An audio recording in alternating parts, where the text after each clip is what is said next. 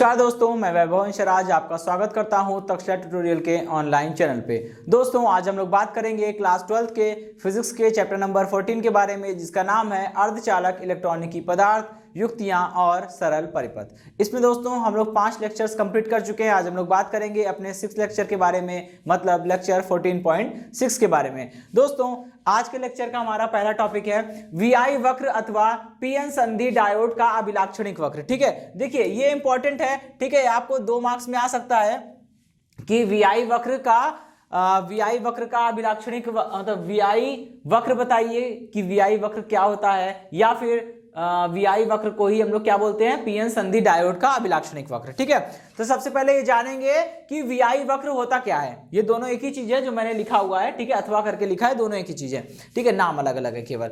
अभी देखिए वीआई वक्र क्या होता है, तो इसके लिए यहां पे आपको दिख रहा होगा। देखिए आपने पीएन संधि डायोड के लिए अग्र अभिनत में उसका वक्र कैसा मिलता है वो पढ़ा है। ठीक है, अगर आप इसको देखिए तो यहां पे जो वक्र बना है ये किसका बना है वक्र, ये वक्र जो है वो पीएन संधि डायोड के अग्र अभिनत का अभिलाक्षणिक वक्र है, और ये जो नीचे बना है ये पीएन संधि डायोड के उत्क्रम अभिनत में अभिलाक्षणिक वक्र है। ठीक है, तो देखिए यहां पे मैंने क्या किया हुआ है, पीएन संधि डायोड के अग्र अभिनत और उत्क्रम अभिनत दोनों में अभिलाक्षणिक वक्र को साथ में बनाया है। ठीक है, दोनों का अभिलाक्षणिक वक्र बना हुआ है साथ में। अच्छा, अभी थोड़ा सा आगे बढ़ते हैं और ये बोलेंगे कि वीआई वक्र क्या होता है। आप यहां देख पा रहे होंगे कि विभव को एक्स अक्ष पर लिया गया है और धारा को वाई अक्ष पर लेकर एक ग्राफ खींचा गया है। ठीक है, तो इसकी परिभाषा हम लोग इस तरह से दे सकते हैं कि किसी पीएन संधि डायोड पर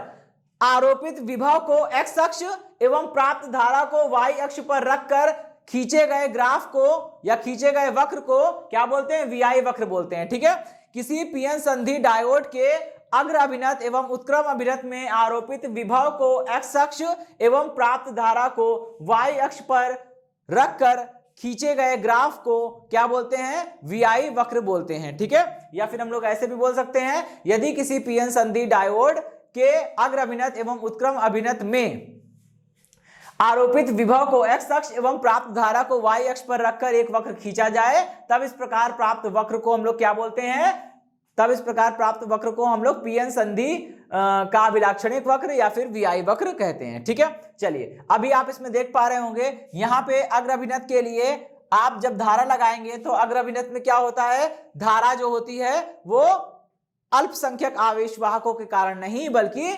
बहुसंख्यक आवेश वाहकों के कारण होती है, और बहुसंख्यक आवेश वाहकों के कारण मिलने वाली धारा को हम लोग विसरण धारा कहते हैं। ठीक है, और वो अग्र दिशा में होती है, इसलिए देखिए यहां पे आई को प्लस वाई की डायरेक्शन में बनाया गया है। जबकि उत्क्रम अभिनत में क्या होता है, उत्क्रम अभिनत में आपको जो धारा है वो अल्पसंख्यक आवेश वाहकों के कारण मिलती है, और इस प्रकार की धारा को अपवाह धारा यानी कि ड्रिफ्ट करंट कहते हैं। इसलिए इसको देखिए निगेटिव डायरेक्शन में बनाया गया है, माइनस वाई अक्ष की दिशा में बनाया गया है। ठीक है, अच्छा अभी आप समझ रहे हैं कि अग्र अभिनत में एक विभव प्राचीर नाम की चीज होती है। कहते हैं अगर किसी पीएन संधि डायोड पर आप अग्र अभिनत लगाकर उस विभव का मान बढ़ाते चलिए तो एक समय ऐसा आएगा जिसके तुरंत पश्चात पीएन संधि डायोड में बहने वाली धारा का मान बहुत तेजी से बढ़ने लगता है, और जिस विभव पर यह घटना होती है उस विभव को हम लोग क्या बोलते हैं, विभव प्राचीर। ठीक है, सिलिकॉन के लिए विभव प्राचीर का मान 0.7 होता है, और जर्मेनियम के लिए विभव प्राचीर का मान 0.3 इलेक्ट्रॉन वोल्ट होता है। ठीक है, 0.3 वोल्ट होता है। ठीक है, और देखिए अब उत्क्रम अभिनत में बात करें तो अगर आप किसी पीएन संधि डायोड पर, ठीक है, कोई उत्क्रम अभिनत लगाते हैं और फिर विभव के मान को बढ़ाते चलते हैं, तो एक समय ऐसा आता है जब पीएन संधि डायोड पर लगने वाले उत्क्रम अभिनत में जो विभव लग रहा है उसका मान इतना ज्यादा हो जाता है कि पीएन संधि के भीतर सभी कोवेलेंट बॉन्ड ब्रेक हो जाते हैं और इलेक्ट्रॉन बहुत ज्यादा संख्या में मुक्त हो जाते हैं, और पी क्षेत्र में जितने भी इलेक्ट्रॉन मुक्त हो रहे हैं वो अब क्या करते हैं, गति करना प्रारंभ कर देते हैं और पार क्रॉस करके एन क्षेत्र में जाते हैं, और इस कारण जो अल्पसंख्यक आवेश वाहकों के कारण जो धारा मिलती है उस धारा का मान भी काफी ज्यादा बढ़ जाता है। इस कारण क्या होता है, हमें एक विभव के बाद मिलने वाली उत्क्रम धारा के मान में बहुत तेजी से वृद्धि होती है। ठीक है, तो हम बोलेंगे कि किसी पीएन संधि डायोड पर उत्क्रम अभिनत में आरोपित विभव के मान को बढ़ाने पर एक निश्चित विभव के पश्चात पीएन संधि में मिलने वाली उत्क्रम धारा का मान बहुत तेजी से बढ़ने लगता है। इसी विभव को हम लोग क्या बोलते हैं, भंजक विभव बोलते हैं। ठीक है, और जिस विभव पर यह घटना होती है वो भंजक विभव है। और ये घटना की आपने या आपके द्वारा लगाया गया विभव इतना ज्यादा था कि उसमें बॉन्ड टूटने लगे, कोवेलेंट बॉन्ड टूटने लगे। इस घटना को हम लोग क्या बोलते हैं, इस घटना को हम लोग बोलते हैं भंजन। ठीक है, जब आप पीएन संधि डायोड पर कोई उत्क्रम अभिनत लगाते हैं तो लगाए गए विभव का मान बढ़ाते हैं, तो एक समय ऐसा आता है जब उसमें कोवेलेंट बॉन्ड यानी कि सहसंयोजक बंध टूटना प्रारंभ कर देते हैं। उस स्थिति में, ठीक है, इलेक्ट्रॉनों की संख्या बहुत ज्यादा हो जाती है और बहने वाली धारा बहुत ज्यादा हो जाती है, और ये पूरी घटना क्या कहलाती है, भंजन। ठीक है, कोवेलेंट बॉन्ड का टूटना ही भंजन कहलाता है। ठीक है दोस्तों, तो वीआई वक्र अथवा पीएन संधि डायोड में केवल इतनी चीजें थी जो हमने देख ली। अब ये टॉपिक खत्म होता है, हम लोग बढ़ेंगे अपने नेक्स्ट टॉपिक की ओर। ओके दोस्तों, चलिए अब हम लोग बात करते हैं अपने नेक्स्ट टॉपिक के बारे में। हमारा नेक्स्ट टॉपिक है दिष्टकारी। अब देखिए दोस्तों, ये जो टॉपिक है दिष्टकारी, ये काफी इंपॉर्टेंट है। ठीक है, क्योंकि इसमें दिष्टकारी अगर हम देखें तो हमारे पास दो टाइप के दिष्टकारी हैं, अर्ध तरंग दिष्टकारी और पूर्ण तरंग दिष्टकारी, यानी कि हाफ वेव रेक्टिफायर और फुल वेव रेक्टिफायर। ये दोनों में से कोई भी एक आपको 5 नंबर में पूछा जा सकता है। ठीक है, लॉन्ग में आते हैं 5 मार्क्स के। अब देखिए दोस्तों, यहां पे हमको करना क्या है, सबसे पहले तो हम ये जानेंगे कि ये दिष्टकारी क्या है। ठीक है, फिर इसके बाद इसके टाइप जानेंगे कि पूर्ण तरंग दिष्टकारी कौन है और अर्ध तरंग दिष्टकारी क्या होते हैं। ठीक है, सबसे पहले दिष्टकारी की अगर हम बात करें तो ये जान लीजिए, दिष्टकारी को इंग्लिश में हम लोग रेक्टिफायर बोलते हैं। ठीक है, और इसका मतलब क्या होता है, इसका मतलब होता है कि दिष्टकारी जो होती है वो एक ऐसा उपकरण होता है, एक ऐसी डिवाइस होती है, एक ऐसी युक्ति होती है जो प्रत्यावर्ती धारा को या प्रत्यावर्ती विभव को किसमें बदलती है, दिष्ट विभव में बदलने का काम करती है। आपको पता होगा, आप चैप्टर नंबर 3 पढ़ चुके हैं, चैप्टर नंबर 7 पढ़ चुके हैं। ठीक है, दिष्ट विभव क्या होता है, वो विभव जिसका मान समय के साथ परिवर्तित नहीं होता है, जबकि प्रत्यावर्ती विभव क्या होता है, वह विभव जिसका मान समय के साथ परिवर्तित होता रहता है। ठीक है, अच्छा अभी देखिए अर्ध तरंग दिष्टकारी में क्या है, जब आप, ठीक है, वो अभी हम पढ़ चुके हैं कि दिष्टकारी क्या है, कि वह उपकरण, वह युक्ति जो प्रत्यावर्ती विभव को दिष्ट विभव में परिवर्तित करने का काम करती है, क्या कहलाती है, दिष्टकारी कहलाती है। ठीक है, अब दो टाइप के दिष्टकारी हैं, अर्ध तरंग दिष्टकारी और पूर्ण तरंग दिष्टकारी। सबसे पहले हम अर्ध तरंग के बारे में बात करेंगे। ठीक है, यानी कि हाफ वेव रेक्टिफायर। देखिए, हाफ वेव रेक्टिफायर का नाम है, ठीक है, ये नाम से ही क्लियर हो रहा है कि ये क्या करेगा, केवल हाफ वेव को कन्वर्ट करेगा। ठीक है, ये केवल हाफ वेव को कन्वर्ट करेगा। हाफ वेव का मतलब क्या होता है, आपको पता है कि प्रत्यावर्ती धारा या प्रत्यावर्ती विभव की अगर हम लोग बात करें तो देखिए, प्रत्यावर्ती धारा या विभव का मान 0 से बढ़कर धनात्मक दिशा में अधिकतम, फिर वापस 0 हो जाता है, फिर ऋणात्मक दिशा में अधिकतम, फिर वापस 0 हो जाता है। इसे हम लोग बोलते हैं एक चक्र या एक साइकिल। ठीक है, 0 से अधिकतम, फिर 0, फिर निगेटिव डायरेक्शन में या अपोजिट डायरेक्शन में अधिकतम, फिर 0। इसे हम लोग बोलते हैं एक चक्र या एक साइकिल। ठीक है, या एक दोलन। ठीक, अच्छा इसके बाद यहां से आगे बढ़ेंगे, ये फिर दूसरा दोलन, फिर ऐसे करके तीसरा दोलन होगा। तो कहते क्या है कि किसी भी प्रत्यावर्ती धारा या प्रत्यावर्ती विभव में 2 साइकिल होती है। वह साइकिल जिसके दौरान प्रत्यावर्ती धारा या प्रत्यावर्ती विभव का मान धनात्मक होता है क्या कहलाती है, धनात्मक अर्ध साइकिल। जबकि वह साइकिल या वह चक्र जिसके दौरान प्रत्यावर्ती धारा या विभव का मान ऋणात्मक होता है क्या कहलाती है, ऋणात्मक अर्ध साइकिल। ठीक है, तो अर्ध तरंग दिष्टकारी क्या करेगा, धनात्मक अर्ध साइकिल और ऋणात्मक अर्ध साइकिल में से किसी एक अर्ध साइकिल को वो दिष्ट विभव में कन्वर्ट करेगा और दूसरी अर्ध साइकिल को छोड़ देगा।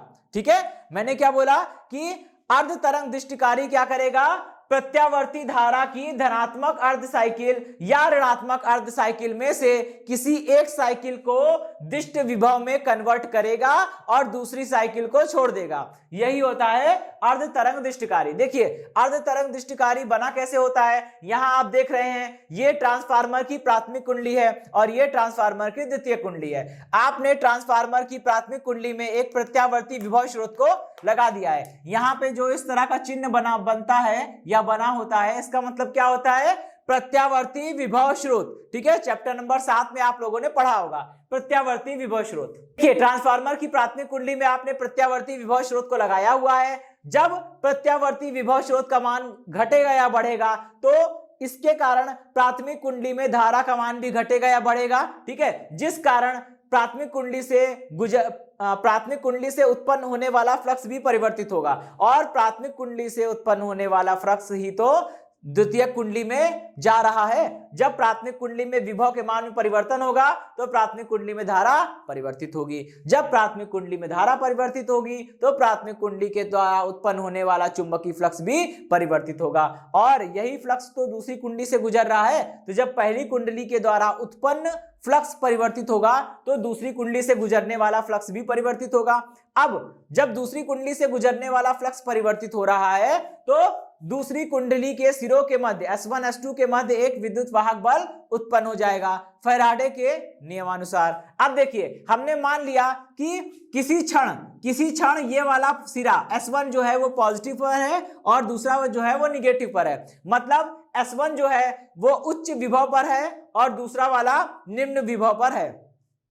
हमने मान लिया कि प्रत्यावर्ती विभव की धनात्मक अर्ध साइकिल के दौरान सिरा S1 धनात्मक विभव यानी कि उच्च विभव पर है, हायर पोटेंशियल पर है और सिरा S2 निम्न विभव यानी कि ऋणात्मक विभव पर है। ठीक है, अच्छा अभी क्या होगा आप जरा देखिए, पीएन संधि, यहाँ पे पीएन संधि डायोड को आपने लगाया हुआ है। पीएन संधि डायोड का पी वाला जो क्षेत्र है वो धनात्मक से जुड़ा है, उच्च विभव से जुड़ा है और जो एन वाला सिरा है वो निम्न विभव S2 से जुड़ा है। तो ये पीएन संधि डायोड कौन से अभिनत में होगा, ये होगा अग्र अभिनत में। ठीक है, और आपको पता है जब पीएन संधि डायोड अग्र अभिनत में होता है तो वो क्या करता है, वो करंट को कंडक्ट करता है।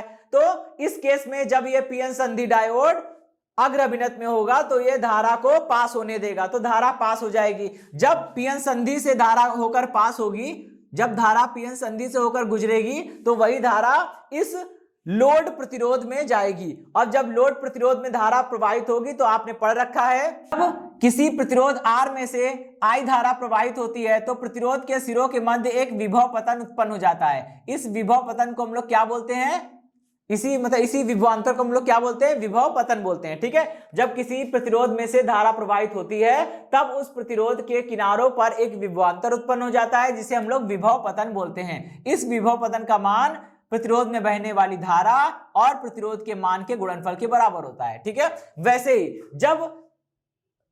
जब ये प्रत्यावर्ती विभव की धनात्मक अर्ध साइकिल होगी और सिरा S1 पॉजिटिव पोटेंशियल पर होगा और सिरा S2 निगेटिव पोटेंशियल पर होगा तो देखिए पीएन संधि डायोड का पी वाला पोर्शन जो है वो हायर पोटेंशियल यानी कि पॉजिटिव पोटेंशियल से जुड़ा है और एन वाला पोर्शन जो है वो निगेटिव पोटेंशियल यानी कि लोअर पोटेंशियल से जुड़ा है। इस केस में हमारा पीएन संधि डायोड जो है वो अग्र अभिनत में होगा, फॉरवर्ड बायस में होगा और फॉरवर्ड बायस में होने के कारण ये धारा को प्रवाहित करेगा। अब ये धारा लोड प्रतिरोध में से प्रवाहित होगी और जब किसी प्रतिरोध में धारा प्रवाहित होती है तो प्रतिरोध के सिरों के मध्य एक विभवांतर उत्पन्न हो जाता है जिसे हम लोग विभव पतन कहते हैं। तो ये हो जाएगा लोड प्रतिरोध के किनारों पर उत्पन्न विभव पतन। ठीक है, VL। अच्छा अभी क्या है, जब कुछ समय के पश्चात ये प्रत्यावर्ती धारा की धनात्मक अर्ध साइकिल पूरी हो गई, अब ऋणात्मक अर्ध साइकिल पूरी होगी तो देखिए क्या होगा, इसका उल्टा काम हो जाएगा। लेकिन उससे पहले एक चीज हम समझेंगे, जब धनात्मक अर्ध साइकिल का मान बढ़ रहा होगा, ठीक है, जब प्रत्यावर्ती विभव का मान धनात्मक दिशा में बढ़ेगा तो हर चीज बढ़ेगी।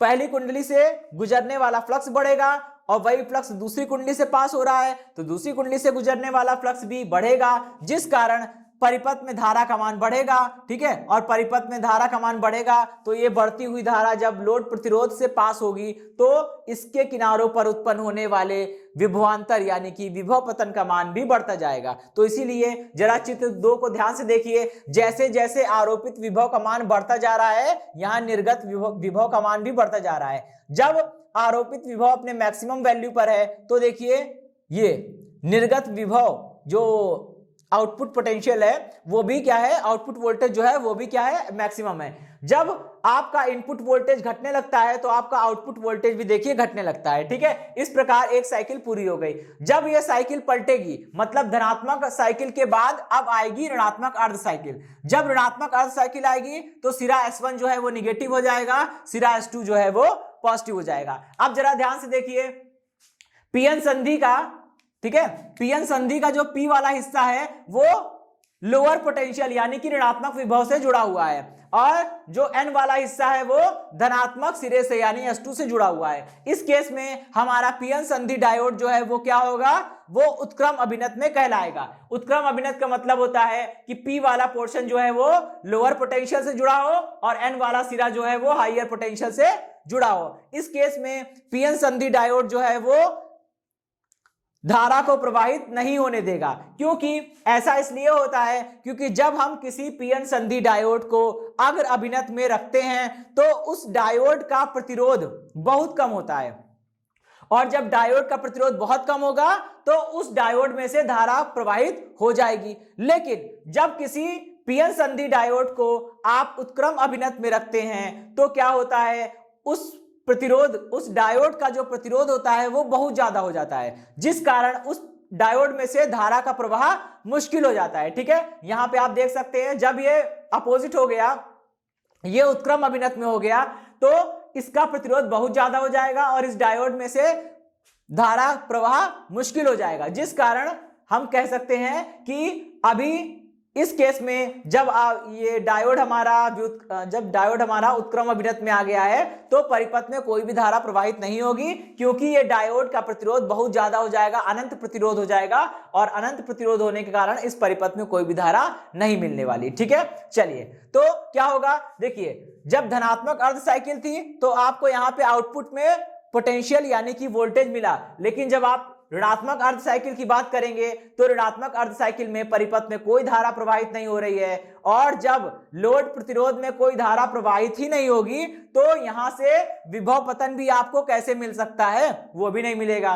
ठीक है। तो इसलिए देखिए ये वाली साइकिल खाली हो गई। फिर ये प्रोसेस रिपीट होती जाएगी। फिर अगले स्टेप में क्या होगा, फिर अगले स्टेप में S1 पॉजिटिव हो जाएगा और S2 हमारा निगेटिव हो जाएगा और जैसे ही सिरा S1 पॉजिटिव हुआ, सिरा S2 निगेटिव हुआ, वैसे ही हमारा पीएन संधि डायोड क्या हो जाएगा, फिर से अग्र अभिनत में आ जाएगा और जैसे ही पीएन संधि डायोड अग्र अभिनत में आएगा वैसे ही क्या होगा, फिर से इसमें धारा प्रवाहित होने लगेगी और वो धारा लोड प्रतिरोध में से पास होगी और यहाँ पे आउटपुट वोल्टेज जो है हमको मिलने लगेगा और फिर वही सेम काम होगा अगली धनात्मक अर्ध साइकिल के लिए। क्या होगा, जैसे जैसे आरोपित विभव का मान बढ़ता जाएगा वैसे वैसे निर्गत विभव का मान भी बढ़ता जाएगा, ठीक है।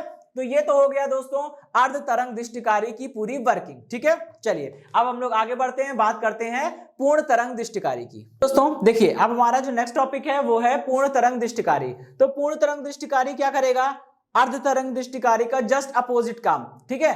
जैसे अर्ध तरंग दृष्टिकारी क्या कर रहा था, आरोपित प्रत्यावर्ती विभव की धनात्मक और ऋणात्मक अर्ध साइकिल में से किसी एक साइकिल को ही दिष्ट विभव में परिवर्तित कर रहा था। यहां पे क्या है, यहां पे ऐसा नहीं होने वाला है। पूर्ण तरंग दृष्टिकारी जो है वो आरोपित प्रत्यावर्ती विभव की दोनों साइकिल को यानी धनात्मक अर्ध साइकिल को और ऋणात्मक अर्ध साइकिल को दिष्ट विभव में परिवर्तित करेगा, ठीक है। अच्छा अभी देखिए क्या है, यहाँ पे प्रत्यावर्ती विभव जब आप लगाएंगे तो हमने माना कि प्रत्यावर्ती विभव की धनात्मक अर्ध साइकिल के दौरान ये जो सिरा S1 है वो पॉजिटिव पोटेंशियल पर हो जाएगा और जो सिरा S2 है वो निगेटिव पोटेंशियल पर हो जाएगा। जब सिरा S1 पॉजिटिव पर है, S2 निगेटिव पर है तो डायोड D1 देखिए, डायोड D1 जो है वो अग्र अभिनत में है क्योंकि P वाला पोर्शन P क्षेत्र जो है वो P टाइप अर्धचालक का जो क्षेत्र है वो पॉजिटिव से जुड़ा है और N टाइप वाला निगेटिव से जुड़ा है। तो डायोड D1 क्या हो जाएगा, अग्र अभिनत में हो जाएगा। इसका उल्टा देखिए D2 को देखिए, D2 में P जो है वो निगेटिव से जुड़ा है और N जो है वो पॉजिटिव से जुड़ा है। तो धनात्मक अर्ध साइकिल के दौरान D1 जो है वो अग्र अभिनत में होगा यानी कि फॉरवर्ड बायस में होगा, और जो D2 है वो उत्क्रम अभिनत यानी कि रिवर्स बायस में होगा। आपको पता है कि जब किसी डायोड को अग्र अभिनत में रखा जाता है तो उस डायोड का प्रतिरोध बहुत कम होता है, इस कारण D1 का प्रतिरोध अभी बहुत कम होगा और धारा जो है वो D1 से प्रवाहित होती हुई कहां जाएगी, ये RL में प्रवाहित होगी और आपको RL के सिरों के मध्य एक विभवांतर मिल जाएगा। तो आप देखेंगे जैसे जैसे आरोपित प्रत्यावर्ती विभव की, है ना, जैसे जैसे आरोपित प्रत्यावर्ती विभव का मान 0 से बढ़ना प्रारंभ हो रहा है, वैसे ही यहां पे देखिए, यहां पे जो मिल रहा है आपको दिष्ट विभव, उसका मान भी बढ़ना प्रारंभ हो रहा है। जैसे धनात्मक अर्ध साइकिल अपने अधिकतम मान पर पहुंच गई, उसके बाद वो घटना शुरू हो गई, वैसे ही यहाँ पे दिष्ट विभव भी घटना शुरू हो जाएगा। ठीक है, अगले साइकिल में क्या होगा, आरोपित प्रत्यावर्ती विभव की ऋणात्मक अर्ध साइकिल के दौरान जो है सिरा S1 जो है वो निगेटिव टर्मिनल, निगेटिव पोटेंशियल पर हो जाएगा और S2 जो है वो पॉजिटिव पर हो जाएगा। ऐसा होने से क्या होगा दोस्तों, ऐसा होने से ध्यान दीजिए कि डायोड D1 जो है वो तो अब उत्क्रम अभिनत में हो गया, क्योंकि डायोड D1 का P वाला पोर्शन जो है वो निगेटिव से और N वाला पॉजिटिव से जुड़ा है, लेकिन डायोड D2 जो है अब वो अग्र अभिनत में आ गया। ठीक है, समझ रहे हैं? ओके, जैसे धनात्मक अर्ध साइकिल में D1 फॉरवर्ड बायस में था लेकिन D2 रिवर्स बायस में चला गया था, अब क्यों उल्टा हो गया है, ऋणात्मक अर्ध साइकिल में D1 रिवर्स बायस में चला गया है लेकिन D2 हमारा अभी भी फॉरवर्ड बायस में है। तो अब क्या होगा, अब करंट जो है वो D2 से पास होगी। ठीक है, मतलब धनात्मक अर्ध साइकिल में करंट D1 से पास हुई और लोड प्रतिरोध में प्रवाहित हुई और आपको यहाँ पे आउटपुट पोटेंशियल, आउटपुट वोल्टेज आपको VL मिल गया। ठीक है, लेकिन दोस्तों जब ऋणात्मक अर्ध साइकिल की बात आई तो ऋणात्मक अर्ध साइकिल के दौरान ये जो डायोड D2 है वो फॉरवर्ड बायस में हो गया और डायोड D1 जो है वो रिवर्स बायस में हो गया। अब क्या है, करंट जो है वो D2 से प्रवाहित होती हुई RL में प्रवाहित होगी और लोड प्रतिरोध के सिरों के मध्य एक विभवांतर VL उत्पन्न हो जाएगा। ठीक है, फिर क्या होगा, फिर से ये प्रक्रिया दोहराई जाएगी, फिर धनात्मक अर्ध साइकिल आएगी और D1 फॉरवर्ड बायस होगा, D2 रिवर्स बायस होगा। अच्छा दोस्तों, फॉरवर्ड बायस में किसी भी डायोड का प्रतिरोध बहुत कम होता है, इसलिए हम ये मानते हैं कि जब किसी पीएन संधि डायोड को अग्र अभिनत में यानी कि फॉरवर्ड बायस में रखा जाता है तो उसमें से धारा प्रवाहित होना संभव है, लेकिन जब किसी डायोड को उत्क्रम अभिनत में आप रखते हो तो उस डायोड का प्रतिरोध जो होता है वो बहुत ज्यादा हो जाता है, इसलिए हम कहते हैं कि उत्क्रम अभिनत में किसी भी डायोड से धारा प्रवाहित नहीं होती या बहुत अल्प धारा, ना के बराबर बहुत अत्यंत सूक्ष्म धारा प्रवाहित होती है। ठीक है, तो जब D1 उत्क्रम अभिनत में आ गया तो D1 जो है वो करंट को पास नहीं करेगा, लेकिन D1 तो अग्र अभिनत में है, D1 पास कर देगा। ठीक है, तो यही होता है कि धनात्मक अर्ध साइकिल के दौरान D1 अग्र अभिनत में था तो D1 ने करंट को पास किया, जबकि D2 ने करंट को पास नहीं किया क्योंकि D2 उत्क्रम अभिनत में था। फिर ऋणात्मक अर्ध साइकिल के दौरान क्या हुआ, D1 उत्क्रम अभिनत में है तो D1 पास नहीं करेगा, लेकिन D2 अग्र अभिनत में आ चुका है, अब D2 से करंट पास होगी। ठीक है, तो कहने का मतलब यह है कि आरोपित प्रत्यावर्ती विभव की चाहे धनात्मक अर्ध साइकिल हो चाहे ऋणात्मक अर्ध साइकिल हो, ठीक है, वो दोनों ही केस में D1 और D2 में से कोई एक फॉरवर्ड बायस यानी कि अग्र अभिनत में होता है और दूसरा कोई उत्क्रम अभिनत यानी कि रिवर्स बायस में होता है। उन दोनों में से जो भी फॉरवर्ड बायस में होगा उसके कारण धारा प्रवाहित होगी और लोड रेजिस्टेंस में फ्लो होगी। ठीक है, इसके कारण यहां पे हमें आउटपुट मिल जाएगा। आप देख रहे हैं कि धनात्मक अर्ध साइकिल के दौरान D1 फॉरवर्ड बायस में था तो D1 ने करंट को पास किया, तो यहां पे जो हमें दिष्ट विभव मिलेगा वो D1 के कारण मिलेगा। फिर क्या हुआ, यहां पे देखिए धारा की डायरेक्शन बदल गई, क्यों, क्योंकि अब यहां पे निगेटिव हाफ साइकिल शुरू हो रही है, ऋणात्मक अर्ध साइकिल। ऋणात्मक अर्ध साइकिल के दौरान क्या हुआ, D1 जो है वो तो रिवर्स बायस में चला गया था लेकिन D2 फॉरवर्ड बायस में आया था, तो जब ऋणात्मक अर्ध साइकिल आएगी तो D2 जो है वो चलना शुरू कर देगा, तो D2 के कारण यहाँ पे विभव मिलेगा। फिर धनात्मक अर्ध साइकिल आएगी तो D1 फॉरवर्ड बायस में हो जाएगा और D1 के कारण यहाँ पे फिर से आपको दिष्ट विभव मिलेगा। फिर सेम घटना होगी कि जब ऋणात्मक अर्ध साइकिल आएगी तो उसके दौरान क्या होगा, D2 अग्रभिनत में आ जाएगा, यानी कि D2 फॉरवर्ड बायस में आ जाएगा और D2 जो है वो करंट को कंडक्ट करेगा और दृष्ट विभव जो है यहाँ पे वो D2 के कारण मिलेगा। ठीक है दोस्तों, देखिए यहाँ पे दोस्तों आप चित्र से आपको क्लियर हो रहा होगा कि आप देख रहे हैं कि जो आपको निर्गत विभव मिल रहा है उसका मान भी समय के साथ परिवर्तित हो रहा है। बस चेंज क्या है, बस अंतर इतना है कि जैसे आरोपित प्रत्यावर्ती विभव धनात्मक दिशा में भी चल रहा है और ऋणात्मक दिशा में भी चल रहा है, यहां पे वो काम नहीं हो रहा है। ठीक है, ये केवल और केवल धनात्मक दिशा में ही है। ऋणात्मक में जा रहे हैं क्या, नीचे बना है क्या कोई कर्व, नहीं। इसका मतलब यहां पे जो हमें आउटपुट में जो वोल्टेज मिला है वो क्या है, यूनि डायरेक्शनल है, मतलब केवल धनात्मक दिशा में है, ऋणात्मक दिशा में नहीं है। ठीक है,